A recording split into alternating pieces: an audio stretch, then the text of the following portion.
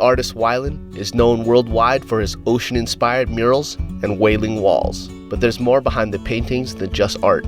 Drawing on his passion and motivation for marine conservation, Wyland hopes to make a difference and inspire others above all else.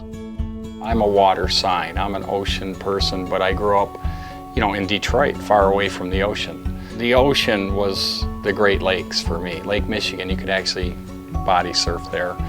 But my dream was to go to California to be an artist, and I was inspired by Jacques Cousteau. He was my all-time hero, Saw the ocean, the Pacific, for the first time. It was a dream. I was 14.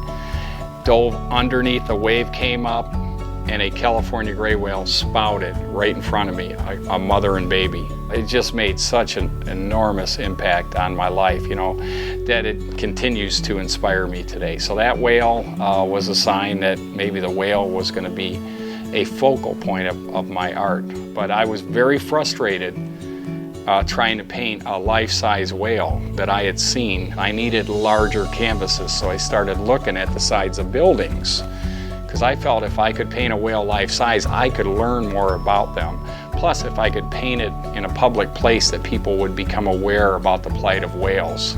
So I painted the first wall in 1981 in Laguna Beach, California, of that very whale that I saw 10 years earlier in 1971. The whaling walls, life-size portraits of all the great whale species, really evolved out of the simple challenge of wanting to paint this whale in its true size. As all good ideas happen, it just happened very organically. So after I painted the first one, I saw the enormous impact it had on the community. The schools were bussing in kids all over Orange County and Southern California to stand next to a life-size whale. Because really, how many people are going to experience that? Art is so powerful, and public art, it can really be a world changer. When you paint art on that kind of scale, people can't ignore it. It just demands attention. And that was really the simple philosophy that I had, that I would bring the ocean to the cities. I have murals all over the US and all over the world now, and it worked. My proudest thing is painting with kids wherever I go. And at every one of the Wailing Wall projects, I invited the schools to bring the kids, and I would paint with them. And I've painted with over 1 million kids in 100 countries and all 50 states. But unfortunately, the kids don't know who Jacques Cousteau is. This man was more than a filmmaker. He was a poet. And he instilled in the hearts and souls of our generation a passion for conservation of our ocean planet. And that's what I try to do with my art. I use the success of my art to, accomplish, my vision of using art to not only educate, but inspire action about protecting our ocean, our water.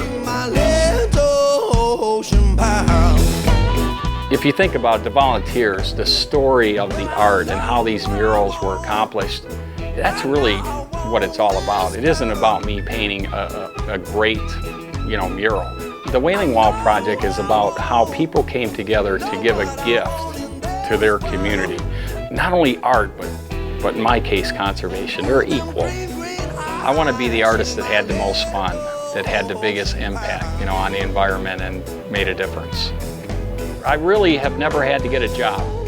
I'm very proud of that. I remember when I was 16, my mom, Darlene, came, and my other 3 brothers had to get jobs in Detroit, and she said, "Are you going to get a job?" And I said, "I have a job. I'm an artist." And she went, "Okay." She went for this.